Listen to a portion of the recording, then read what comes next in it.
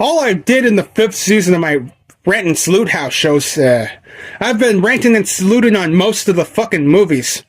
Well, is that the case, or am I also ranting on something along with it? Oh, well. Okay, so let's get on with it. Saturday Night is a 2024 American biological comedy drama film directed by Jason Reitman about the night of the 1975 premiere of NBC's Saturday Night, later known as Saturday Night Live.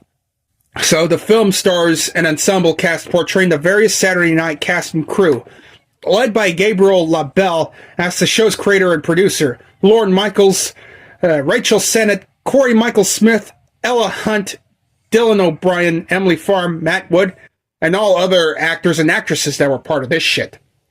Well, anyway, my fellow peeps, let's get on with them. On October 11th, 1975, Lorne Michaels arrived at the NBC building to prepare for the airing of the first episode of NBC's Saturday Night. The event is fraught with accidents and dysfunctional cast and crew. Lorne Michaels' boss, Dick Ebersol, warns him that David Tibet has brought executives from across the country to come and view the broadcast.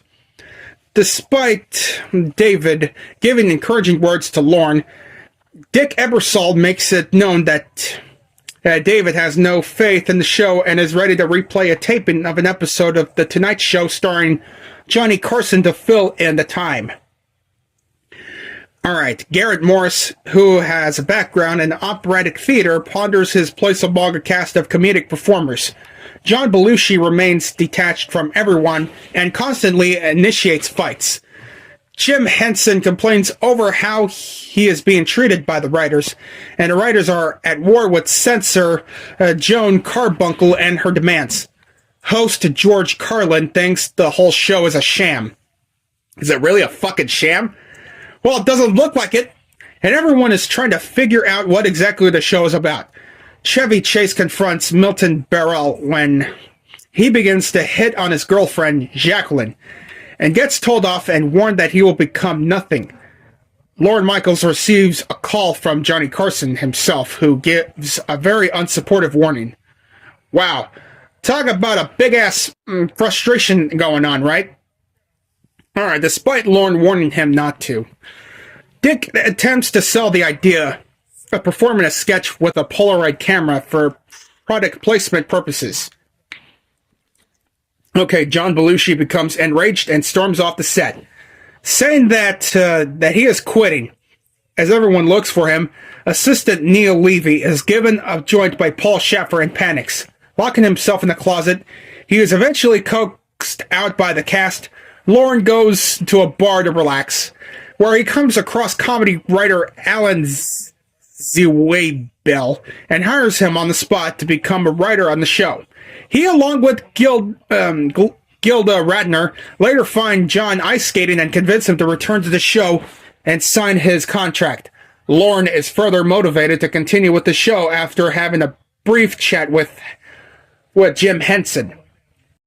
Okay, so let's see what's next. Okay, David Tibet arrives, demanding that the show be shut down unless Lorne shows him exactly what it entails. Andy Kaufman performs his Mighty Mouse skit, which makes everyone laugh. Lorne then tells Chevy Chase to take over Weekend Update, which he had planned to host himself. Chevy does an impromptu version of Weekend Update, using Alan's newly written material, which lands. The audience arrived and fills the venue as cast and crew finish all the sets and get into place. David Tibet allows the live show to proceed to air. Michael O'Donoghue and John Belushi performed the Wolverine sketch, which is well received by the audience. Chevy Chase enters the scene and announces, "Live from New York, it's Saturday night!" Damn! So Saturday Night had its world premiere at the 51st Telluride Film Festival on August 31st, 2024, and began a limited theatrical release in the United States on September 27th of that year. before its wide release by Sony Pictures releasing on October 11th. The 49th anniversary of the show's premiere, the film received positive reviews from critics, with LaBelle's performance being singled out for praise, earning him a nomination for Best Actor in Motion Picture, Musical, or Comedy at the 82nd Golden Globe Awards. The film has grossed $9.8 million against its $25 through $30 million budget. Wow, that's really great to know. Okay, so the production of it was announced in May 2023 that Jason Reitman would be directing and co-writing and producing a film about the creation of series Saturday Night Live for Sony Pictures. He, alongside his Ghostbusters Afterlife and Frozen Empire collaborator Jill Kenan, conducted interviews with the living cast and crew of the premiere season in order to better develop the screenplay. According to Jason Reitman, he came up with the idea for the film years earlier, but the response was always the same. That's a great idea, but how the hell are you going to cast it? Well, it sure is a tough job, isn't it? You think making a movie is easy, but nah, every job, especially making a movie, is just fucking tough. Even though I don't like listening to that kind of music, but the fucking score of this movie sure has a good kick into it. Okay, so what about the positive reviews and shit? Well, let's go over the critical response. On the review aggregator website Rotten Tomatoes, 78% of 212 critics' reviews are positive, with an average rating of 7 out of 10. The website's consensus reads, jazzed up by an excellent ensemble that captures the essence, if not exact likeness, of SNL's original cast and crew. Saturday Night is a frantic and nostalgic celebration of one of showbiz's most auspicious debuts. Metacritic, which uses a weighted average, assigned the film a score of 63 out of 100 based on 41 critics, indicating generally favorable reviews. Audiences polled by CinemaScore gave the film an average grade of B+ on an A to F scale, while those surveyed on PostTrack gave it an 82% overall positive score, with 63% saying that they would definitely recommend it. So that's fucking good news, peeps. That's really great to know. Peter de Bruges of Variety gave the film a positive review, stating that director Reitman finds the right ensemble to capture the lunacy from which SNL was born, and calling the film a rowdy, delectably profane backstage homage.